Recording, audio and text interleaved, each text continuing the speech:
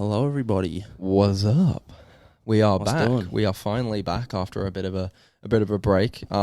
This is the Claw and the King podcast. So I'm joined by my fellow co-host Dopey. How are you today, my friend? I'm doing well. Coming off of spanking Campbell Hayes in tennis this morning. So, Full name drop. You did yeah. So he basically bitched it. He hurt his elbow like lifting weights or some shit. So he's like, I can't serve.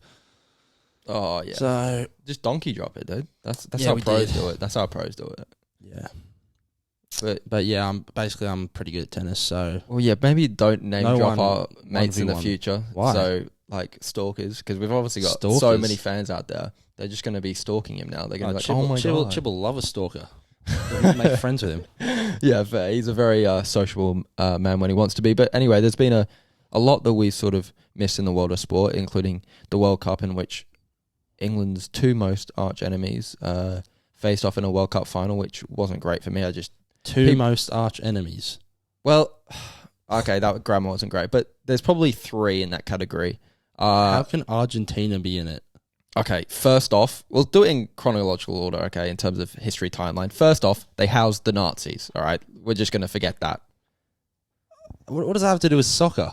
No, but it's against Argentina as a whole, okay? They housed the Nazis. Secondly, they invaded English territory, okay, the Falklands. They tried to take our territory Again. away. So, What does that have to do and with then the third thing, and the most important thing out of all of them, is the fact that they punched the ball into the net to knock us out of a World Cup, and single-handedly ruined an entire generation of England fans' dreams. So yeah, Argentina and England aren't on the best you of can't terms. say they're rivals. It's not like they play all the time. It's not in this. rivals, but we have a deep hatred towards Argentina as a nation because they have, over so many years, just wronged England, essentially. And then also France, a natural enemy as well. I mean, we've been France is fighting more each other. understandable. Fighting each other for centuries. They're neighbours. And the fact that they are the weakest nation in the history of nations, the fact that they folded like a deck of cards when the Nazis came knocking, it was quite embarrassing. In fact, they lost twice to the Germans within like a day. So, Okay, this isn't a World War II history lesson. yeah, but it's kind of embarrassing, isn't it? So, the fact that they put up no resistance to the Nazis. Yeah. But number one's Germans. So, to be fair, Germany is the most hated if you're an England fan. Not only with history, but with football as well. We've had a lot of rivalry over the years. So, the fact that they're not in it was I mean, a couple of years ago in the World Cup final was Germany-Argentina, and I was like, God, this is my worst nightmare. I mean, God almighty. But yeah, it was the greatest final people are talking about in history. And For all that shit people were talking about Qatar going into it, no, but it was going to be great anyway. It wasn't. No, but it was one of the better World Cups. Because of the football quality, not because of anything. Football. Yeah, I'm talking about on field. It's one of the better World Cups. The storylines surrounding it. The last World Cup for Messi and Ronaldo, it was a lot of the big teams. There was actually a debate going around that I kind of agree with, or a train of thought that I kind of agree with. The fact that you want underdogs to do well up until a certain point. Yeah, like no one wanted to see Morocco. Yeah, in the like semis. it's like, oh, cool, you beat like such as, oh, you made it out of the groups. That's great. It's a great story. But then like when it gets to the semis, like we want to see the big boys there. We want to see the great teams, the big fan bases, the big stars on the biggest stage. So yeah, I was glad that it was even though I don't like both teams, I was glad it was an Argentina-France final because I thought that was a really big occasion. And then, yeah, the game was terrific. France make 2 late goals courtesy of Kylian Mbappe and claw it back to 2-2. And then in penalties, France, Hugo Lloris in 9 straight penalty shootouts hasn't saved 1 penalty. Well, they missed one, didn't they? Or did he save one? He didn't save any. They definitely missed one. Well, I'm not too sure if it was saved or if they missed. But yeah, he apparently it might have been up to this point, but in 9 straight, he's just the worst penalty saver in the history. Yeah, he's slow as shit, and he's old. He's just small as well. You see, Emi Martinez, he's a big guy and he's intimidating. But Hugo Lloris is like one of the best rated keepers in the world, but he's just shit. No, he's not anymore. He's past it. If you ask a lot of Tottenham fans, he's 87. It. Yeah. Okay. But yeah, it was a great final and a sort of a great World Cup in terms of the quality of football. I thought the Messi lifting the trophy was a real sort of, even though I'm not a Messi fan, it was a really sort of... it was a heartbreaking moment. Well, it was a heartbreaking moment in a way, but it was also a very pleasing photo in a way, that of when he was wearing that robe that the Qataris gave. It was like a gesture of respect. His photos is the most liked post of all time now. Yeah, thank God. I mean, the egg thing was just getting a bit old now. Speed went on stream and he was like, if you're a real Ronaldo fan, you like the egg photo. Everybody let's like the egg photo. Yeah, it was like... Yeah, he made there was some comparison between Messi's trophies and Ronaldo's trophies. It's like, first off, he's won 20 Dioros. And he's like, he's just making up some weird shit. But yeah, it was, did you see the snot bubbles that were coming out of his when nose? Ronaldo lost. Oh my when God. Ronaldo lost, it was hilarious. But yeah, it was a great World Cup in total. There was a lot of memes. Now, I don't know if you want to move on to this now. We might as well. Or in the celebrations. The salt thing? Yeah. Yeah. Okay. So yeah, in the celebrations, essentially, Salt Bay, who is just he's a pivotal part of the Argentina setup. Oh God, I mean, this Turkish man is such a deep-rooted Argentinian fan. You won't even believe. I mean, he's basically like Sergio Aguero. Sergio Aguero's that was bad as well. That was bad as well. He showed up like John Terry wearing a full kit. You didn't play a single minute. You retired a year ago. It's like, what are you doing, bro? It's like, we won the World Cup. No, you didn't. He's like, I played for this team before. It's basically mine. I should have won it. But yeah, that was tolerable because everyone likes Aguero, even though he did give me the most terrible moment in the history of football for me. But that's fine. The main thing that annoyed me was the Salt Bay thing, where he just acted like he had some God-given right to be there and be with the Argentinian players, and not only be like, it's okay to be on rip the trophy stadium, out of their hands. but yeah, take the trophy out of their hands. Just like, oh, what's up? Oh, Messi, do you want to take a photo? Like, bro, what are you talking about? I don't even understand how he's a celebrity. Like, this might be a cultural thing where he might be in different cultures. He might be a bit more famous than he is in the Western culture. But I know in Europe, in America, and here, he's just he was once a meme. That's it. He wasn't anything big. I mean, he was big for about a month, and then that's about it. I've never seen this guy be popular whatsoever, but somehow he got on the pitch and was like, I deserve to be taking photos. I know he's got a restaurant or something that's famous. I don't know. But still, even if even if a worldwide superstar was on there, you still don't deserve to be taking pictures with this Argentinian team who worked all its way after losing to Saudi Arabia in the first game, clawed its way back to winning a World Cup, an historic World Cup, and then Salt Bay's there just ruining everyone's photos. It's a bit ridiculous, and I would feel like it just felt awkward watching, and you'd be like, if you're an Argentinian player, like, this is my moment. I've got this fucking salt bag doing salt celebrations in front of me. It's just embarrassing. But yeah, it put a damper on a lot of the photos for me, because he's in every fucking meme and photo that you see on the internet right now. And surely, I mean, I just want him to get cancelled after this. I mean, we made some when we were talking about it previously, we were making some comments that we probably shouldn't repeat, but it was just he made himself very unlikable. I mean, I don't think he's likable to start with, but he just made himself probably the most unlikable person on planet Earth right now. Basically, we just said, no, you don't have to say it. If he weren't to arise, no, but that was no. Let's not talk about that. But yeah, it was all in all, it was a really momentous occasion for football, I think, and just a perfect fairy tale for Messi. And he's apparently coming back to PSG. He's going to extend for another year or so he's not going to go to the MLS. A lot of the Americans were celebrating it, like, yeah, he did it for the MLS. Messi's not going to the MLS. But God. He doesn't turn out to he would have to speak English. That's like against his he's moral and ethical standards. Yeah, he's refused to learn English. But yeah, it's just a great sort of cap off, I think, for the World Cup. And it was a great World Cup in total. Yeah, I mean, it was definitely interesting. A lot of teams choked. I mean, Brazil choked. That was so They should have won from where they were. England choked, obviously. Germany Portugal obviously choked. Portugal choked. Like, so many chokers, really. Yeah, England especially. I mean, there's obviously a lot of debate going Well, on that's now. Southgate's fault. And he's extended as well. Has he extended? Well, 'Cause it's not extended, but he's staying on. I saw he was going to meet with the board or whatever to discuss it. Yeah, he's staying on. Fucking fabulous. He's staying on. Because, I saw a debate, like, Rory Jennings and Spencer FC. They had a debate on Sky, and Spencer was, like, supporting him. Rory was like, he's got to go. Yeah. And the host was supporting him as well, and he's like, I get it. He made it to a semi, but you have the best team on paper. Yeah. So We have an elite team, and every single time he's come up against a half-decent team, he's lost.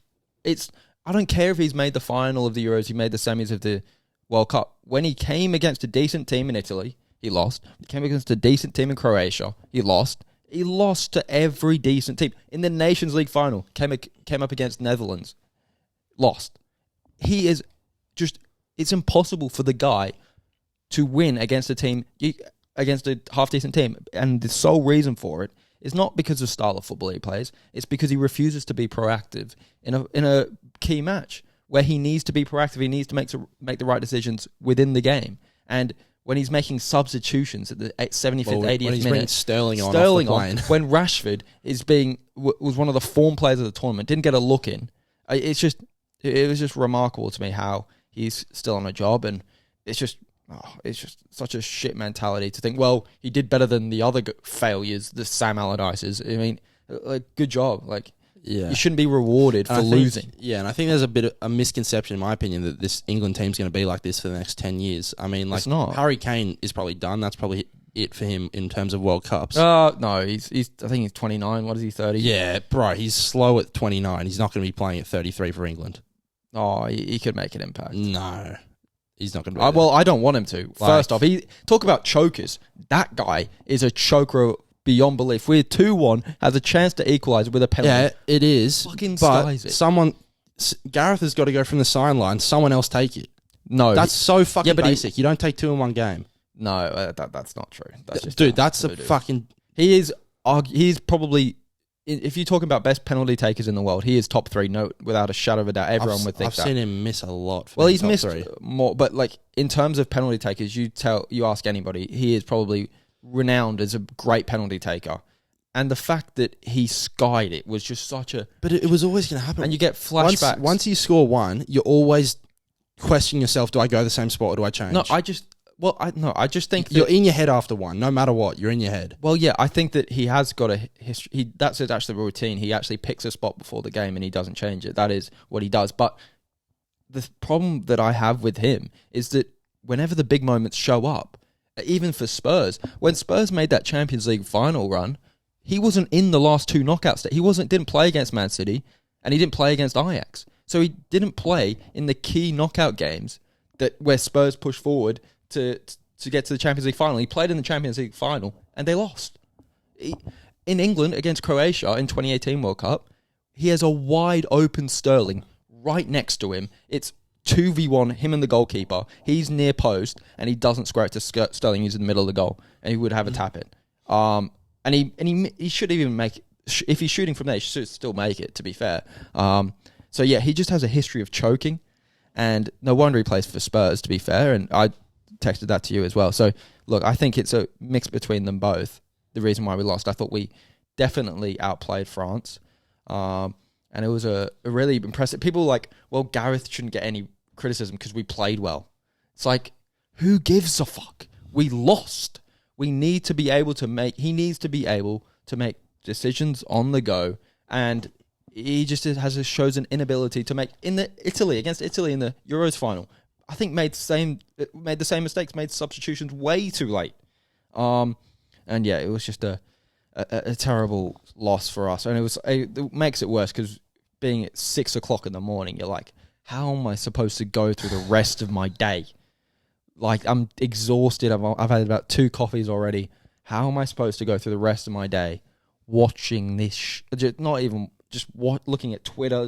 Just everything. You just can't get it. You got to do it, mate. It's like, it's not at night where you can sleep it off. Going into a major tournament, you have to prepare for the day when England lose. Yeah, but it's worse that it's at 6 o'clock in the morning. Like, it's the worst. You can't. It's not like 3 o'clock where you could stay up and watch it, and it's not like 8 o'clock where it's a reasonable time to wake up. It's fucking 5 o'clock. It's 6 o'clock in the morning. And you're like, what the fuck is wrong with this shit? But yeah, the next World Cup's in America. We're winning that. We're taking over the Yanks. We're going to get revenge for, 1776 or whatever. We're going to get revenge. We're going to take back America.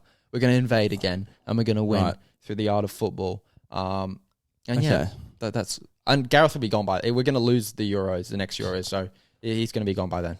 All right. Also, shout out to Australia.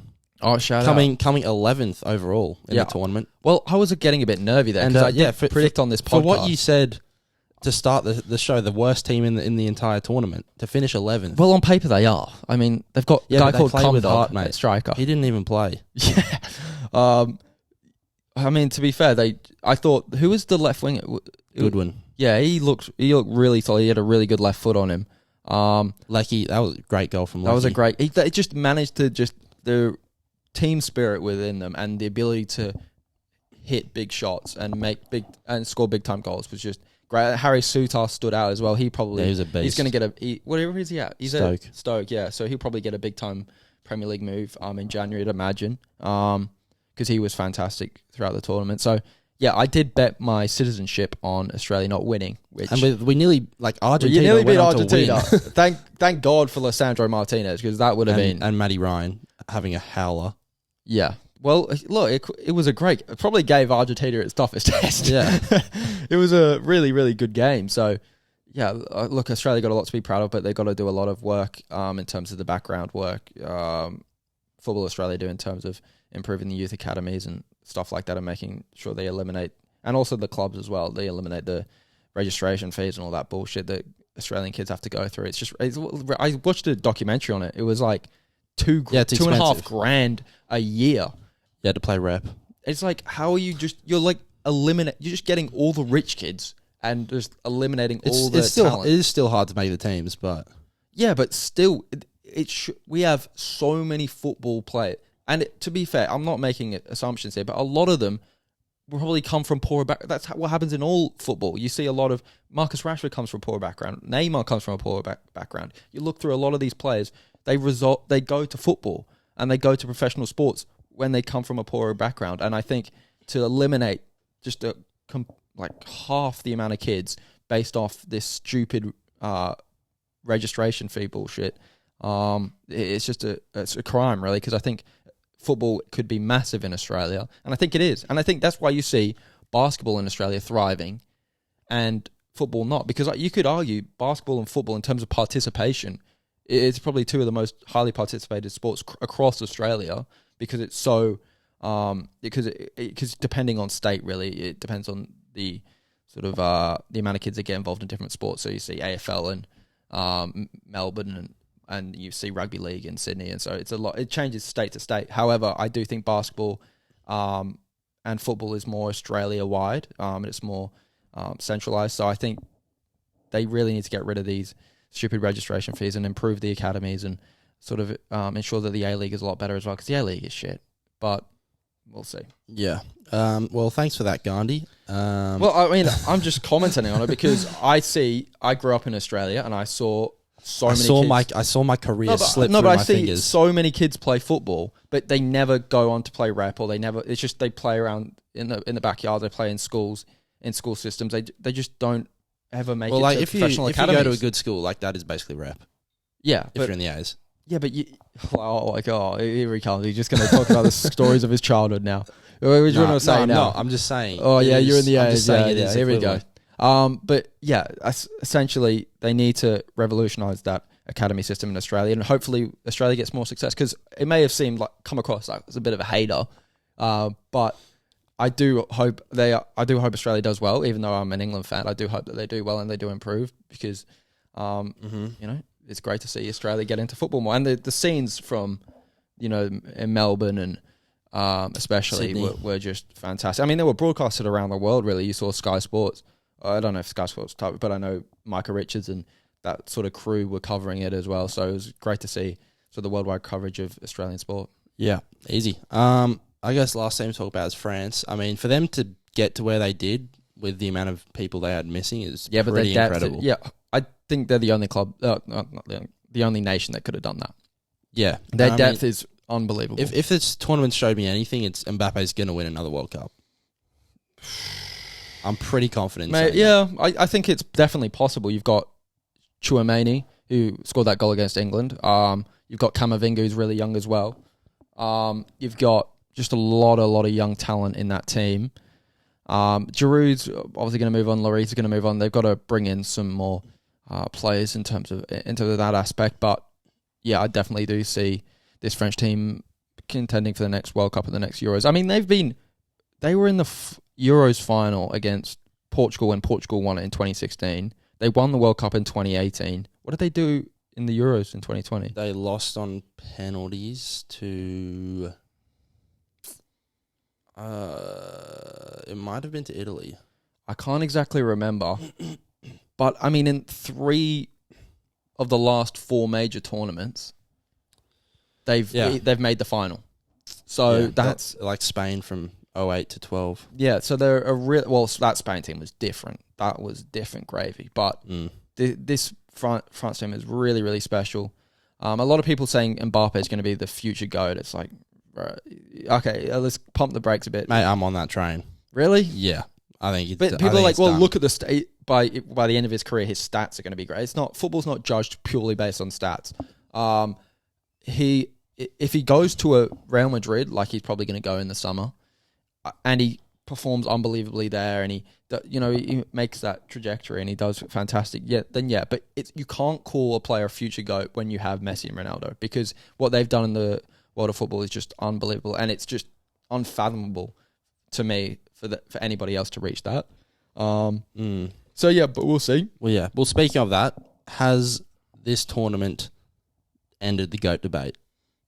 Because for me, I've had this conversation with a lot of people now, and it's like, as a Ronaldo stan, it is difficult to overcome. Well, I am a Ronaldo stan because obviously I'm a Man United fan, but to be fair, I think the age isn't taken into consideration a lot. He is a couple of years older than Messi, so people are like comparing them, but Messi's younger than Ronaldo, and that's not saying, but Ronaldo has fallen off in the past 6 months, and his body just hasn't been able to handle it.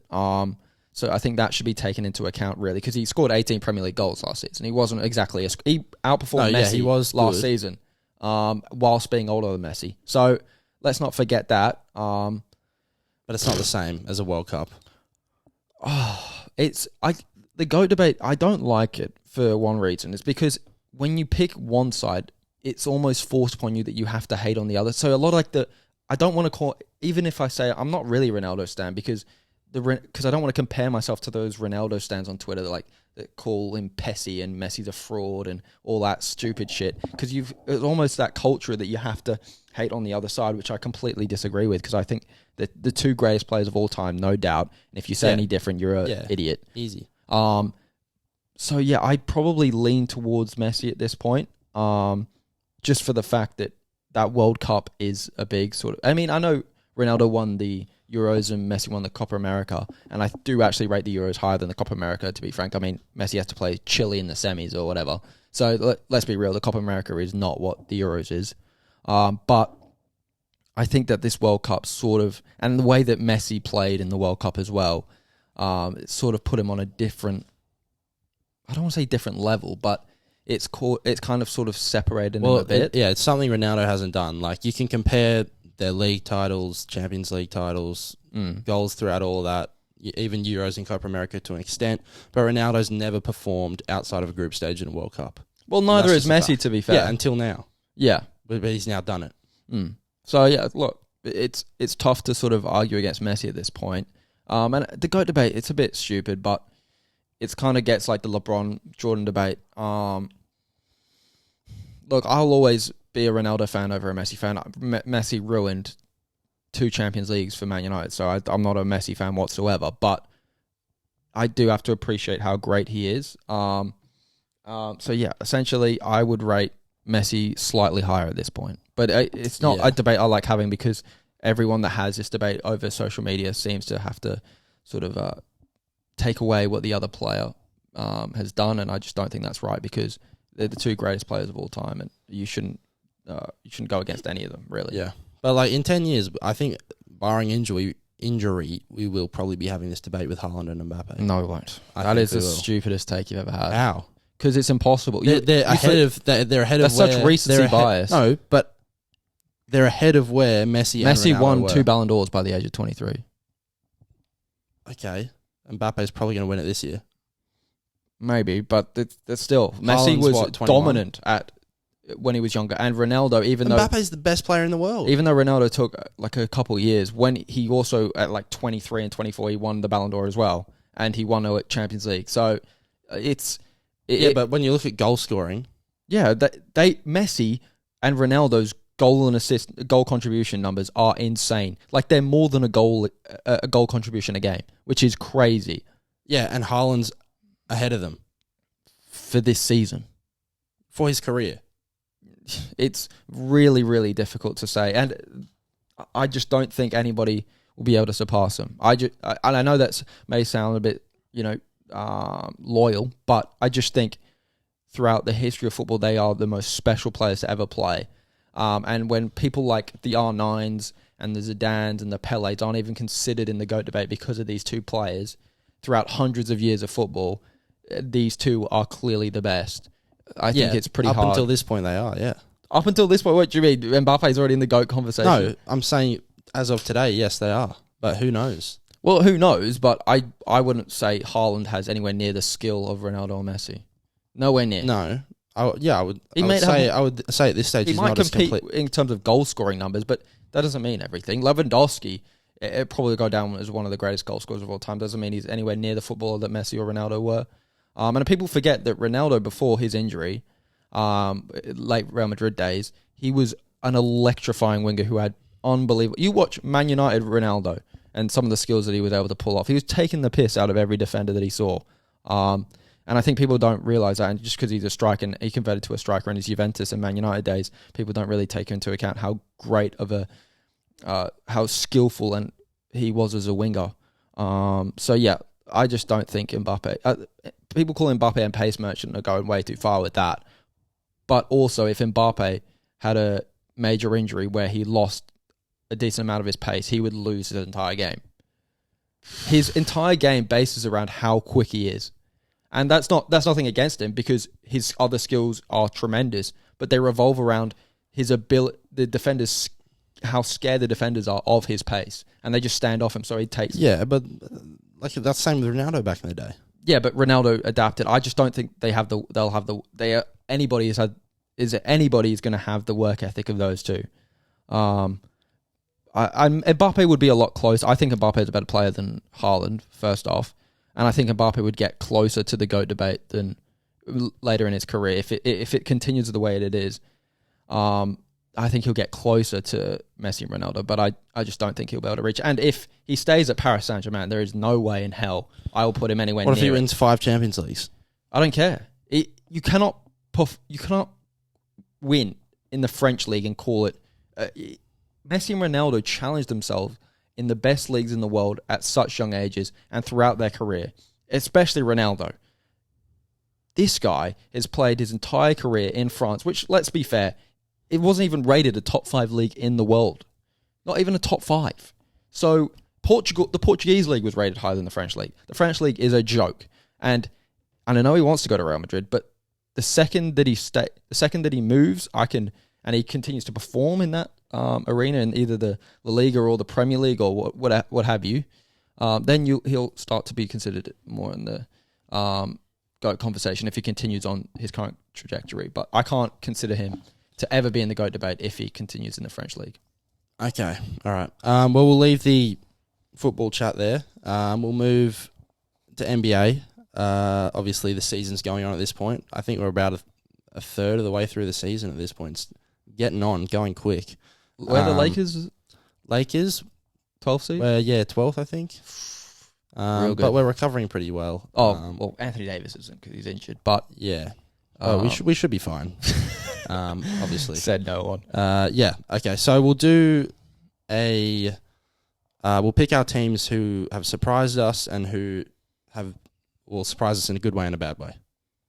So yeah. I chose a shocker and a surprise, but okay, let's not do that. Yeah, we'll do what I said. Okay. So what's your shit team? So essentially, I had between two. Okay, so I had I had the Hornets, and I'll probably stick with the Hornets, but I also had... I could have gone the Timberwolves in this discussion as well.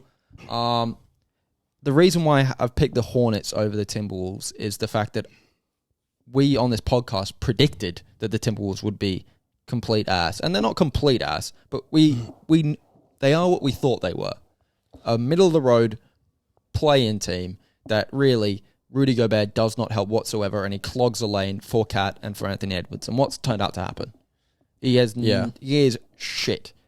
What were they thinking? They reset the market in trade value because, I mean, heck, Austin Reeves is worth 5 first-round picks right now because he's way better than Rudy Gobert. So I don't know what the hell they were smoking when the Timberwolves made that trade. However, they're still a semi-decent team. I think they're still above 500. The West is pretty competitive. 16-15.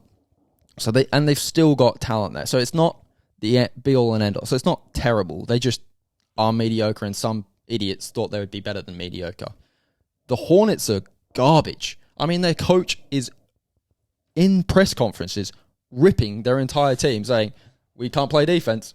Our team is basically shit. That is essentially what he's saying. So yeah, I think that's probably the most shit team. And you've got enough talent there. You've got LaMelo Ball, you've got PJ Washington, you've got Kelly Oubre, you've got Terry Rozier, you've got a bunch of players that should be probably in that 7-8 spot, in my opinion, in the East. The East is not strong. They are shockingly bad. They're just unbelievably bad defensively, and it doesn't really make much sense. They thought bringing Steve Clifford would sort of fix things. Gennaro, what was it? I forgot who the coach was.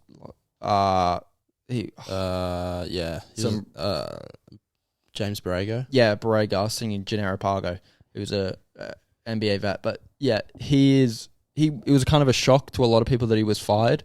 And it's proven to be a bad decision once again by Michael Jordan and the ownership group of the Charlotte Hornets. And yeah, they've got way too much talent on that team to be 14th seed, I think they are. I think they're last. They are. I mean, they are shocking. What are they? What seed are they? No, they're second last. They've won 8 games, and lost 23. I mean, that is terrible. It is, yeah. But I mean, so my pick was Minnesota. Now with Charlotte, I mean, we sat here at the start of the season and predicted them to be tanking. So they're doing what's expected. I mean, yes, they're shit, but they've missed LaMelo the entire season. They've missed Gordon Hayward most of the season. And they're shit apart from that, really. But I thought they'd still be playing team. I mean, LaMelo's back now, and they're still getting... LaMelo was back, and they let in 150 points. I know, but they're already fucked at this point. They're just... Well, now they've got a tank, but when they... it's just they've got too much talent to be 14th, in my opinion. Yeah, maybe 13th is the ceiling. I mean, they're a shit team. You said this on the preview. You were like, they're shit. They're going to be shit. Did I? Yeah, you did. I remember. Well, they've got talent, so... Yeah, not defensively, though. All those players you mentioned don't play a lick of defense. Well, because I thought that they'd be... Because a lot of people were expecting them to be playoff bound. I said probably play-in bound in terms of shit. I don't think I'd say that they were going to be 8-23 with LaMelo Ball in the team. Yeah, but he's played, 5 games? But still, I mean, you've still got Scary Terry, you've still got Kelly Oubre, you've still got PJ Washington. You've still got players there. And it's the East. The East is not strong. I mean, I could have gone with the Bulls, to be fair, but I feel like this is a surprise for me to be this bad. Okay. Yeah. Well, yeah, I said Minnesota.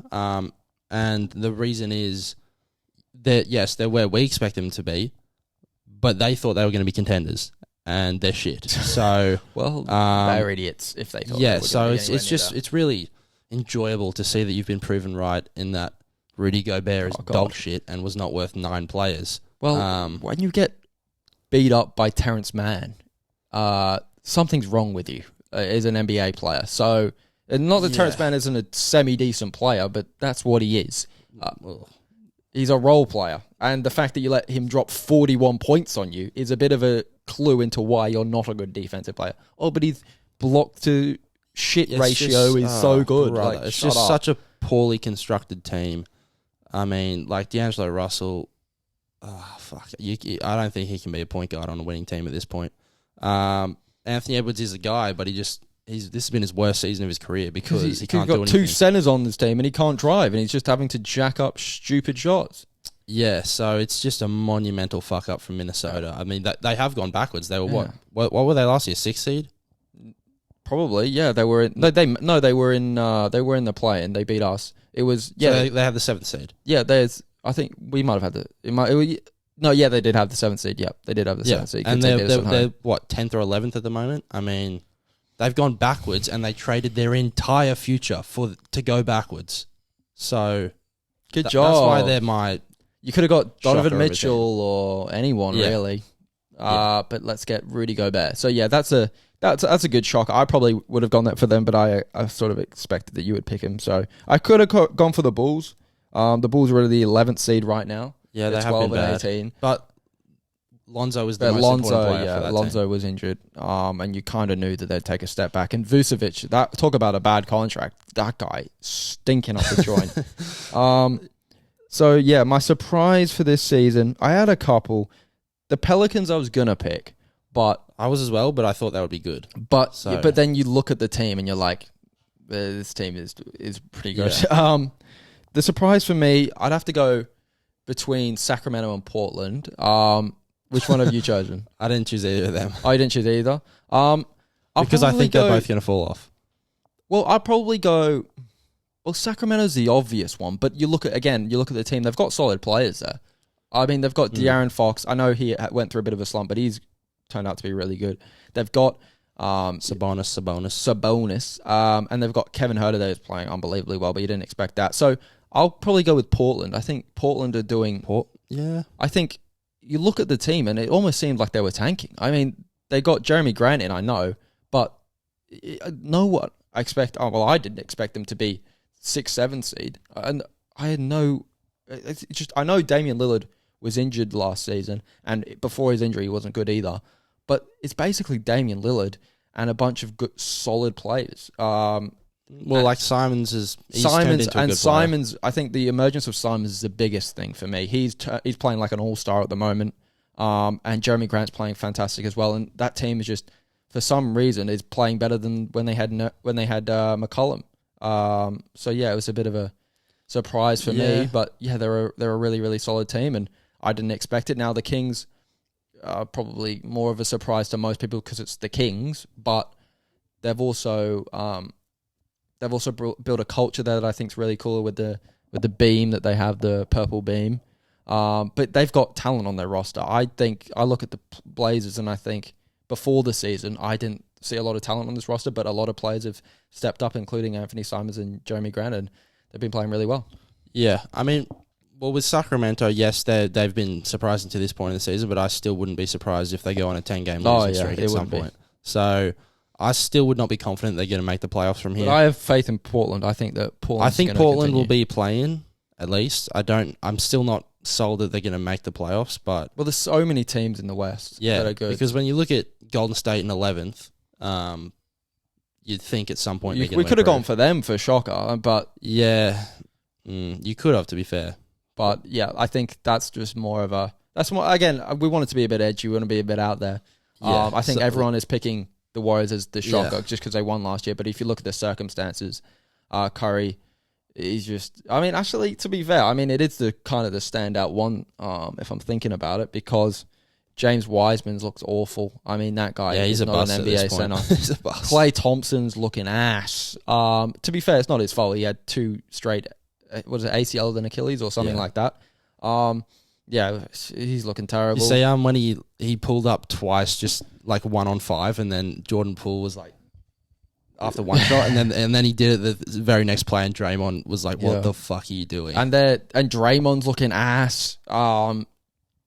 Jordan Poole's looking terrible. I mean, that guy. He's looking all right. Well, I mean, they paid him $140 million. He better be looking okay. I mean, to be fair, Wiggins has been out. He's become probably their second most important player. Yeah. And the problem with them is the amount of money that they're paying a lot of players over a long period of time. They have to be good. So yeah, they're deep in the luxury tax, and it's not worth it at the moment. Yeah. Okay. Do you want to hear my pick for surprise team? Is the Lakers. In a good way. In a good way. You're the 12th Now, seed. that's because You're the 12th we're the seed. 12th seed, but I expected us to be the 15th seed. And that's just straight At up. the start of the season, you said to yourself, Anthony Davis and LeBron James together are going to be the 15th seed. Yeah, because I didn't see Anthony playing at all. I didn't see Westbrook working. Because from 2-10 to get to 13 and 16 or wherever we are at the moment, that is a massive, massive change. So the Lakers have started playing well, and that's why they're my surprise team, because I didn't think with this roster we could actually play winning basketball. I just didn't think we had the pieces around LeBron and AD. You don't. That's why But you're the 12th apparently seed. we do. You're the 12th seed. Yeah, we're the 12th seed because we started 2-10. Yeah, but this was based off our early season predict. Didn't you predict they were going to make the playoffs or something? I predicted they were going to be shit, I'm pretty sure. I roasted the whole team. Well, the problem is that, yes, Westbrook looks better off the bench, which is a plus. Anthony Davis looks like he can play basketball again. However, like always, he's injured. So He is. It doesn't matter. You'll probably lose 8 of the next 10 games because Anthony Davis has been the sole good player in your team this year. And you've been like... Lonnie Walker has been impressive. Oh, great. Lonnie Austin Walker. Reeves has been impressive. Austin Reeves. How many points? He's probably averaging 10 points a game. Thomas Bryant has been good when he's come He in. played one good game. He's been solid. He's played one good game. He's got the name. There's something about Bryant in LA. I mean, Oh, yeah. He was a bench warmer before, and then you're like, well, everyone's injured now. We might as well chuck him on. yeah. So I mean, and he's amazing. So what can I say? You've made LeBron, there's been no rumors all I'm about a saying trade. is There's the been Lakers nothing. are coming. No one's thinking about them. They're probably going to sneak in the 6th seed. I think. What? Yeah. Okay, let's look at the NBA teams and see if the Lakers are better than them. Okay. We're going to sneak a 6th seed. Denver. From here. Are you better than Denver? No, they're going to Are be you better ahead than of us. Memphis? I will take us in the playoffs, but I don't think we'll finish higher than them. Do you think you'll finish above New Orleans? No. No. What do you think about the Suns? No. No. Clippers? Potentially. No. Depends on Kawhi and PG if they They're get on the playing court. though, so Okay, no. They could stop playing at any given moment. Okay, but it's still a no. Sacramento. Yes. You think you're better than Sacramento? Yes, I do. I think everyone would Come disagree on. with you. In a playoff Portland, series, you think they're beating us? Portland, yes, no. we're better. Utah, we're better. Minnesota, we're better. Dallas, no. Warriors, no. So, okay, even by your unrealistic standards, you'd still be... Look, 2.5. Hang on. We're 3.5 games out of the 6th seed at the You'd moment. still be, even by your completely stupid, unrealistic answers, you'd be the 8th or 9th seed. No. So you wouldn't be the We're 6th getting seed. a 6th seed. How? You'd have to be better than... So you're not better than Nuggets, no? You're not better than Memphis, Pelicans, Phoenix. I'll say the top So- 4. We're not getting to the Okay, top 4. not top 4. But Everyone are you else- going to be everyone better else. than Dallas? I think we could finish with a better record. Oh than my them, yes. God. They're under 500. They're under Stop. 500. They're not good. You're under 500. You're not good. Yeah, because we started so badly. We are good now. God. They've been God, this you're same just team the so- whole year. Weren't you down to like 100 points the other day? Who did you lose to the other day? We lost to Phoenix. Yeah, you lost by 26 to the Phoenix without Devin Booker. Okay, and you want to read out who we didn't have? Yeah, that means your whole team's ass. They didn't have Devin Booker. What team would compete with Phoenix? The Clippers. Oh my God. Did you not see us beat Phoenix in the playoffs without Kawhi Leonard? Did you not see Yeah. that happen? What about Paul George?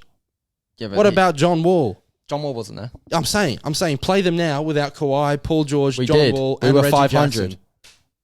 We did. We were 500. Yeah, you were 500. Yeah, throughout the whole season, basically, when we didn't have Kawhi Leonard and Paul George was out for like 4 weeks or something, we were still 500. Yeah, and then add on to that, Reggie Jackson. Reggie Jackson And sucks. Robert, what do you mean? He was your best player last year. Against the Suns in that specific series, yes. But that's not anything to do with his actual ability. You are not making the playoff. You could make the play-in maybe, but you're nowhere near the 6th seed. Nobody getting a 6th on seed. planet Earth We're getting would the 6th believe that you're better than Clip any of this. those top Clip 5 this. teams. No one would think you're better than those you'd finish above those top 5 teams. Yeah, so we get Nobody 6th. thinks that you're going to finish above Portland. Nobody thinks you're going to finish above even Minnesota. Minnesota are terrible, but they're still going to finish above you. And Dallas and Golden State, I still have faith in them to recover better than you. No, mark it down. We're going to be You're the 6th seed. max We're 10th going to be seed. the 6th Max. Max? You think we can... we've already gone from 15th to 12th in the space of like 2 Because weeks. you jumped the Thunder, the Spurs, and the Rockets, you dope. They actively try to lose games. No, the Thunder don't. They're actually trying. Oh, well, let's chuck Pokusevski out there. That's trying to win a game. Shea hit a game winner like yesterday. Yeah, okay. Yeah, so 6th seed, mark it down. Right. Okay. No one believes you. Guarantee. Oh, thank God you marked it with a guarantee. I don't have the Charles Barkley curse though, so You don't need one. You just, the Lakers aren't doing it. It's like, yeah, they are.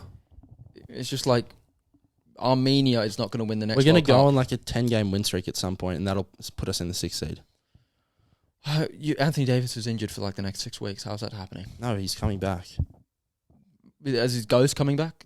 No, he's going to heal very quickly. When has that ever happened? Well, it's going to happen now. Okay. Because he's actually going to do the rehab. Is he? Yeah. It doesn't seem like he likes to do that. It seems like he just likes to sit on his ass and then do a bit of training camp and then jump into the season. Oh, whoops, I got injured again. How did that happen? Well, 6th seed. That's what's happening. No one's believing that. How did you pick them as your surprise good team? You're Because 12th. I didn't believe how they become good. How is that a good? Because they're playing well. Oh my God, we're 12th. Despite how where they good sit, are we? Despite where they sit in the standings, Do you know what, guys? That is so good that we're 12th. I'm just It so is good. happy. Imagine if my team was 12th, I'd be like, what the fuck are we? Yes, but we had such low expectations. Lower than 12th. Yeah, I honestly thought we would struggle to make 12th.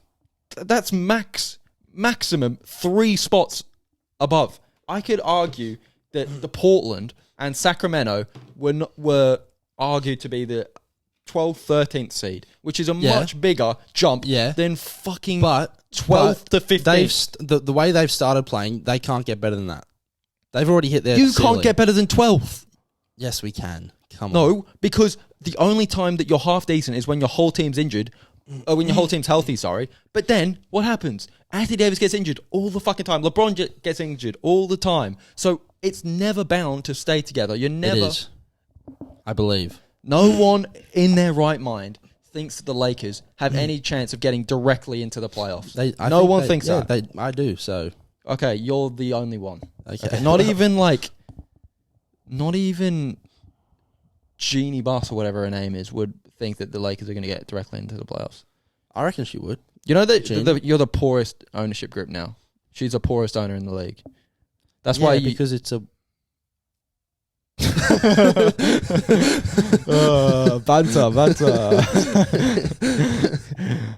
Bants. But yeah, anyway, that was the stupidest pick I've ever seen in my life. Moving on. I don't want to hear any do more. you want to talk about cricket quickly?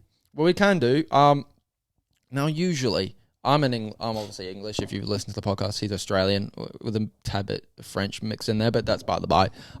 Essentially, the Ashes is the biggest thing in cricket, in my opinion. Who cares about any of this Big Bash crap? Well, the Big Bash is dead. There is about 4 fans going to these games. You've seen it? It's like the MCG. There's like 20 people there. Yeah, there's more people like coaching the team than there is in the stands. But yeah, the Ash is probably the biggest thing in Test cricket, in cricket in general, in my opinion. We grew up on it. It's a staple. The Ashes is coming up in June next year in England. It's going to be massive. And the reason why I wanted to sort of highlight it is how dominant Australia's looked recently and how dominant England's looked recently. You look at England's recent performances and how they're just blitzing teams, scoring 6 runs an innings, 6 runs and over an innings, which is tremendous. Ben Stokes is looking unbelievable. It's just... I thought he retired from Test cricket. He did for a bit, I think, and then he came back. It was something to do with the charge that he got for beating up a guy. I don't know what happened. It sounded very strong of him. But yeah, anyway, we're looking at a really, really solid team at the moment. The bowling attack could be a bit better, in my opinion. But an 18-year-old recently got a 5 for in Pakistan. Is Jofra Archer playing? I don't know. He's injured. He was like injured for so long. He was like the next coming of Christ. Yeah, but he's just been because he's West Indian, so we're like, he must be good. So yeah, he's very, very, very solid. But yeah, the reason why I wanted to highlight it is we dominated Pakistan, we've dominated New Zealand. You've just beat South Africa in 2 days essentially. Do you think beat West Indies by 1,000 runs? Do you well, I mean, anyone could do that. Do you think this England Australia Ashes will be the best Ashes that we've seen in a very long time? I don't know. Because England have been crap. It just depends for if so it's long. competitive, because usually Australia either dominate or England dominate. Mm. It's not often that you actually get a proper competitive. But I think this is going to be. Series. This is the reason why I bring it up is I think this is going to be the most entertaining Ashes of all time for the simple fact that we've never seen this kind of run rate in Test cricket before. England just smashing the ball around, just playing whatever shot they want, especially playing one-day cricket in a Test format. Well, yeah, pretty much all of England's players are really short format players. They've just thrown into the Test team. Johnny Bairstow was on a tear. It was an absolute tear. England have dominated white ball cricket. They won the World Cup for ODI and T20. So I think it's going to be a really, really entertaining series. Probably the most entertaining that we've seen in a long, long while. But it's like Australia's team is old. So its bowling attack is old. And like David Warner's 36. Yeah, Steve Smith's 34. old. But the one player I have a really, really big sort of worry about is Marnus. Yeah. He just seems impossible to get out. But the thing is, he makes a lot of mistakes, but he just gets lucky a lot. Yeah, I don't know. Like, he's the most dropped player in world cricket. Is he? Yeah. That is shocking. But yeah, he's I'm not too sure about Khawaja. He's looked a bit dodgy. He's 36 as well, though. Yeah, he's old. It's a very old Australian team. But I do think that on paper they do have probably one of the best and the biggest names essentially in cricket. Yeah. So yeah, I think it's going to be a great series, and I just wanted to highlight how great England looked in Pakistan, how great Australia looked against West Indies and South Africa, and hopefully it'll be a lot more competitive than we've seen in the past. Yeah, I think that'll be big for Cam Green. I think he's got to. Well, it's been big for Cam Green's a future for about 5 years now. Yeah, but that's like his first proper big series, so he has to step up. Otherwise, has he stepped up as a bowler yet? Has he? No, well, he's more of a batter, I'd say. But otherwise, just throw Scott Boland. Well, he's a great catcher in the gully, so at least he's got that going for him. But Boland, oh god, that guy gives me. He's got to be the best reserve bowler of all time. Yeah, apparently they're not going to pick him for the Melbourne Test, which I don't know. I don't know if you want to incite a riot inside the MCG, but that's up to you, I guess. Because I saw what's his name, Bailey, the old Australian cricket player, Bailey. George Bailey. Yeah, George Bailey. He's a selector, and he was talking about it. But yeah, Hazelwood might be coming back for the Test. So yeah, we'll see. Hopefully, Boland gets another 5 for 6 or 6 for 5 or whatever stupid number was against England. But yeah, hopefully the Ashes it's in England, so the weather is a bit dodgy. So it's not as like it'll be about in Australian summer 3 rainouts. Yeah, in Australian summer you get there's going to be no rain delays. You can guarantee your bond dollar about that. So yeah, hopefully it's a great series. Yeah. All right. Okay. Well, we'll finish with this one. Here's a festive jingle. I don't know what that is. Oh, you don't know the Sidemen song? No. You haven't seen the Sidemen song? Brother. I've seen it, but I didn't get to the point where I memorized it. I wasn't like, oh my god, this is a banger. I'm going to watch this on Spotify. How do you do that flick thing? Banger. Ain't no presents till your birthday. Okay, you can stop now. You don't have Ain't to no continue. presents No, till- I know. Yeah. Okay. Well, Christmas time. What day are we filming? Yeah, what this? is with your music at the moment, by the way? 22nd. It's like you're listening to I cried so hard And got so it's far. like, okay. Yeah, I don't know. I'm just into like throwback music at the moment. It's not throwback, it's emo music. But anyway, we'll move on. Okay, whatever. So we're recording this on the 22nd, and Christmas is in 3 days. So we're gonna do some Christmas related stuff. All right. You got the thing, don't you? I do. So we're doing controversial Christmas topics. Is that what it is? So it's basically there's 2 options for these Christmas sort of activities, I guess you could call it, or Christmas related things, and you got to pick which one you'd sort of choose and would disagree or agree with each other. Okay, so the first one: do adults get gifts from Santa? No. Yeah, I'm a no as well as on that one. That's fucking weird. I think that's a bit weird. Adults are Santa, but so how can they get gifts from him? Yeah, but it depends what would you count as an adult. A parent. Yeah, probably. Yeah, that would be a bit weird. But maybe they do it. But what about if they've got like young kids? Or do they mean just once you turn 18? Yeah, I think they mean that. Well, I still wouldn't consider it Santa. Yeah, I wouldn't consider it Santa, but I do get gifts Yeah. from something called Santa. What? Well, because my sister was younger when I was like 18, so Yeah, I don't know. guess. Well, I'm going to say parents no. But if you're saying once you turn 18, do you still get presents, then yes. Yeah, I think it's still. I remember when I was a little kid, I got told when you're 18, you don't get any gifts from Santa anymore. Oh, really? He forgets about you once you turn 18. Which are better, white lights or the colourful lights on the Christmas tree? Colourful. Yeah, colourful all day. I don't know why you'd be a basic bitch and choose white. That's like an aesthetic light if you just want to match the room or some shit. Big bulbs or little bulbs? Little. Wait, do you mean like this? glass ball? Oh, like for lights? Yeah. Little. Yeah, I'm a little guy as well. The big bulbs look like weird. When is the right time to open presents? Christmas Eve, Christmas morning, Christmas night, spread them out. Christmas Eve? It's not even Christmas. Yeah, that is Christmas morning. Yeah, Christmas morning. That is so weird if you do it any other time. Yeah. Yeah, that's just whack, dude. Well, it depends. Like, I do family presents when they come over, so that's like around lunchtime. Oh, if you open your presents on Christmas morning, what are the rules? Do you open them as soon as you wake up? Or do you wait for everyone so you can open them together? Wait. Yeah. My parents made me wait. I used to hate it. I couldn't sleep on Christmas night. I used to be like the first one up at 6 a.m. or something, and I would just sit on the couch like a dog, like ready to go. No, I'd be a prick about it. I'd just wake up at 5 o'clock and I would wake everyone up. Look, my parents, Mum, get up right now. My parents were like, "You're not allowed to wake us until 7 o'clock or something." I'd be like, nah. But then when I was older, my brother was the one doing it, and I was like, "Fuck off, Mitchell." Yeah. What belongs at the top of the tree? A star and an angel? Star. Yeah, I'm a star guy as well. We're agreeing on a lot of these. Well, I'm not. Isn't an angel religious? Yeah, an angel's very like a I think it's more of an American thing, an angel. Yeah, we usually do the star. What do you call the classic gift exchange? Yankee swap or white elephant? The fuck? I call it Secret Santa. No, yeah, I think so. I don't know. That's an American shit. When is it okay to start playing Christmas music? Oh, this is a good one. After Halloween? No. In November?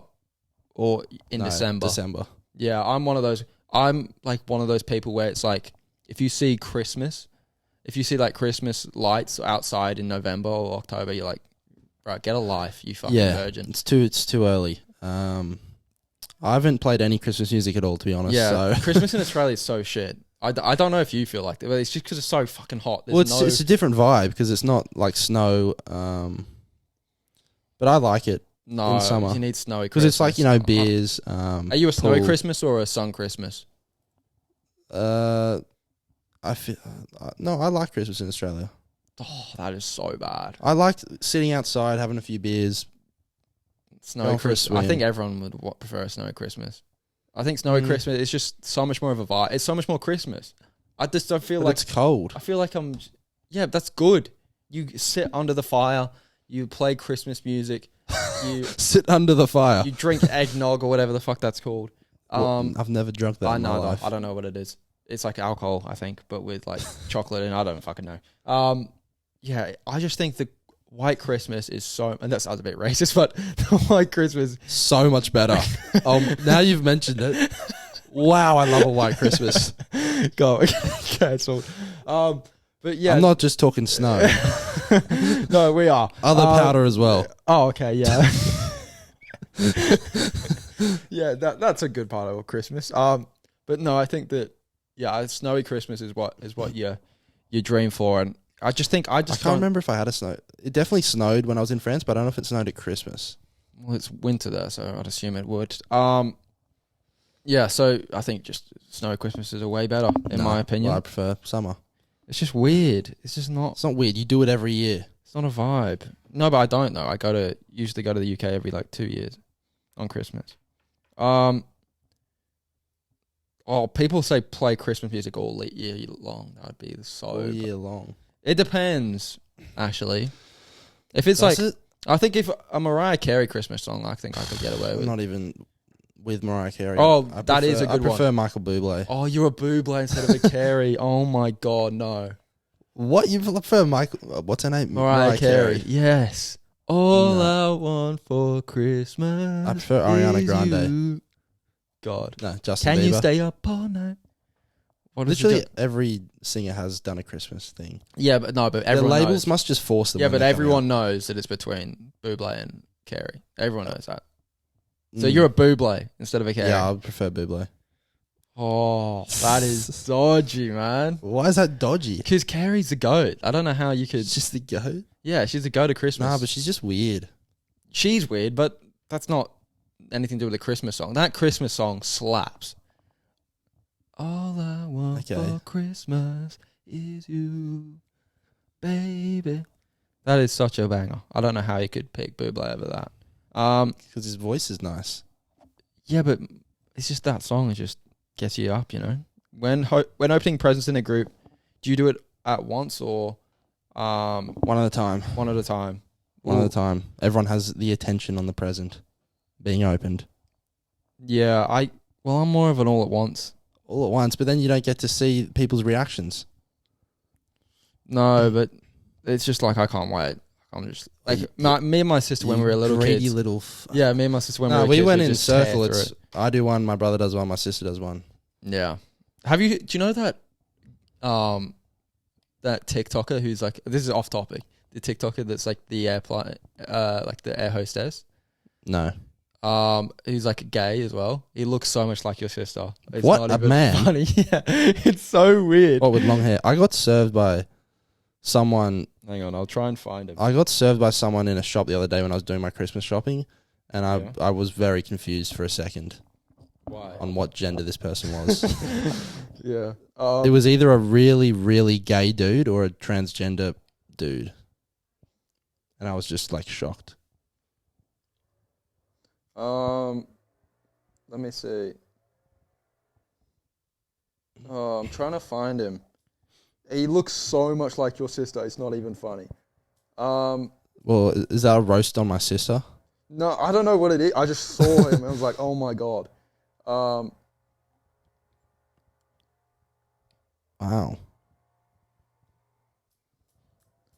Oh, fuck. I'll try and find him. Hang on a second.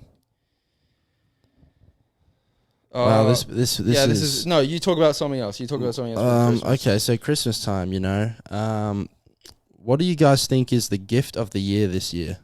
Now, when I was growing up, it was probably like a Wii or a DS, something of that nature. Maybe some games for it. What else did I get for Christmas? I got an iPhone 5C once. That was pretty cool. But then that got stolen off me at a skate park. So that was fun. And also I got a basketball hoop that year. That was probably my best Christmas ever. Somehow I got a basketball hoop and an iPhone. And I was like, wow, it must have been a good year for mum and dad. They must have made bank. God, hang on. That is such a weird... Is my lifelong monologue just going to continue? Okay. That was also in my favourite house. We lived in St Ives, 14 Limborough Avenue. Wow. That's my favourite house of all time. Because it was just, I don't know, I just loved it there. And then following that, we actually moved pretty much every year for the next 10 years. Look, don't you think that looks like your sister? Hang on. The guy. Don't you think that looks exactly like your sister? What? Don't you think that guy's like exactly He has like short hair. Yeah, but I'm in the face, dude. I don't know, maybe. No, this guy on the... Look at that. That is your sister. You're not telling me that's not... kind of. That is exactly your sister. Kind of, I guess. You look at him. I'm looking at him. No, that is 100%. Anyway, sorry for the slight... I just saw it the other day. I'm like, oh my God, I've got to show Oscar this. This is hilarious. Anyway, what was the next thing? What do you feel about family Christmas letters? They're sweet or they're tacky? When I was younger, I wrote cards, but now since You don't roll. That's so bad. Now that I'm a manly man and I don't have feelings and stuff, I don't do cards. That is so bad. What, not doing cards? Yeah. Everyone does cards. That is I don't do it anymore. I just can't be bothered. Does anyone else in your family do cards? I think my sister does. God. Probably not for me, but for other people, yeah. For who? I know my mum, my dad, But not you. my brother. Yeah, So just everyone but you. probably. I used to take pride in it. Like I wrote really heartfelt shit. But I'm like, I'm buying you a present. Like, why do you need a card?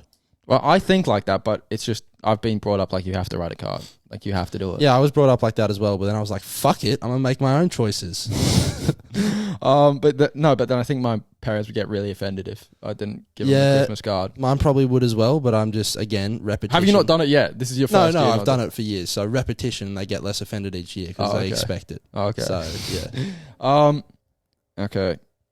At least do like the little like tags on the end of the present. No. I might do that, to be fair. Christmas cards are fucking expensive. I might do that. No. Oh, yeah. When I wrote cards, it was just fold up a piece of paper out the printer.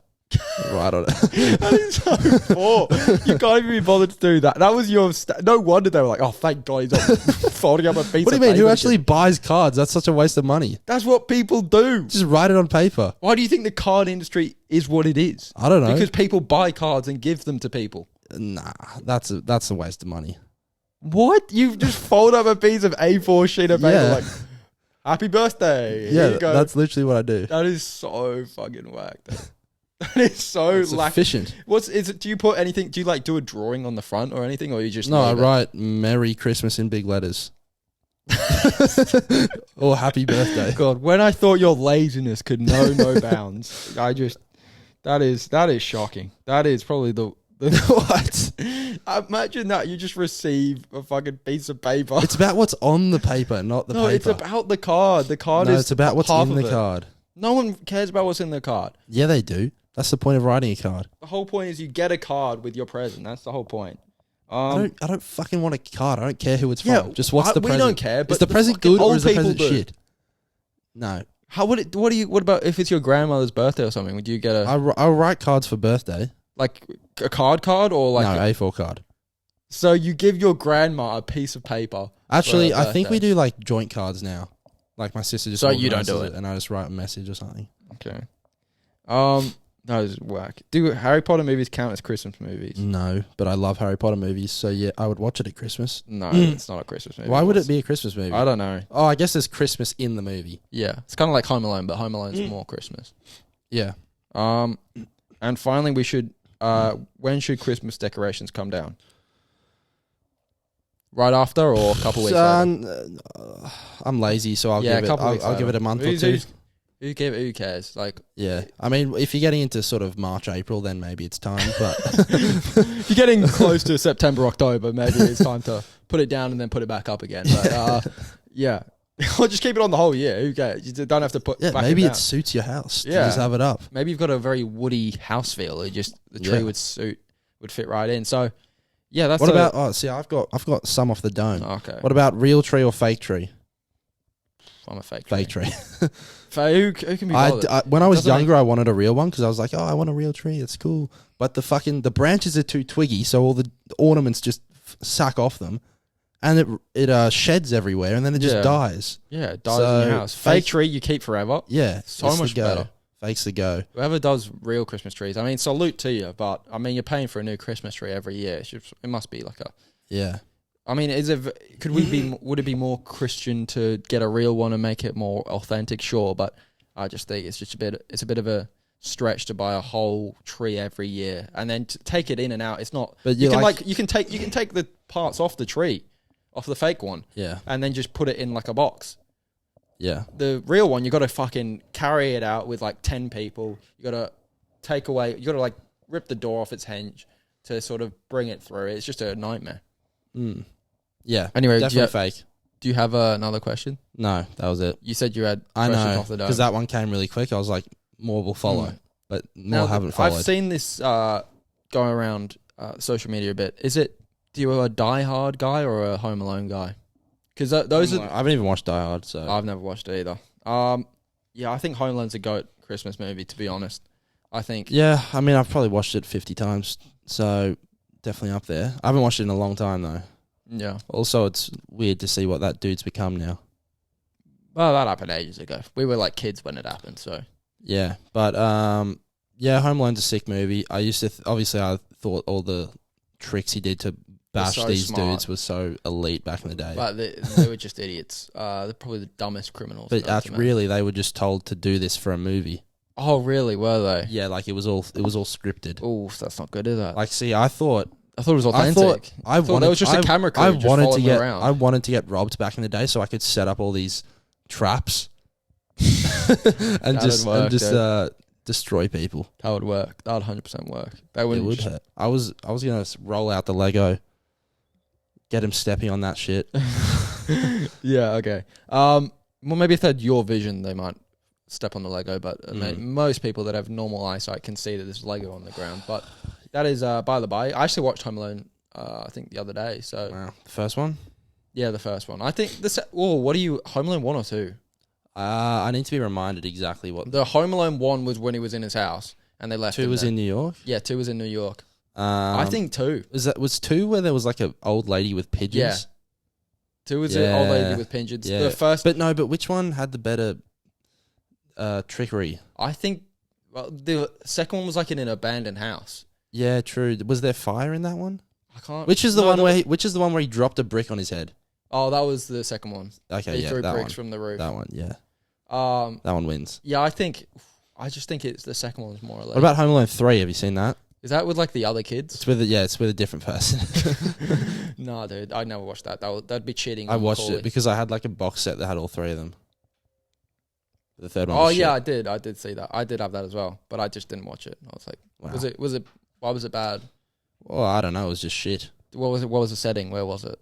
I can't remember. Okay, fair. Just in the house. But yeah, that's the podcast for today. I hope you enjoyed. We went through a couple of sport and Christmas topics, and hopefully Man United rise through and win the Premier League to aid my. I love this club. Yeah, I'll he's got die for Ronaldo this on the club. back. He doesn't watch the games. So He wouldn't die for him, but Ronaldo's a goat. is he? Mm-hmm. That's right, baby. All right, catch us All later. right. Follow us on Everyone all like, socials. Yeah. Subscribe and all that. Peace. Merry Christmas. Happy New Year.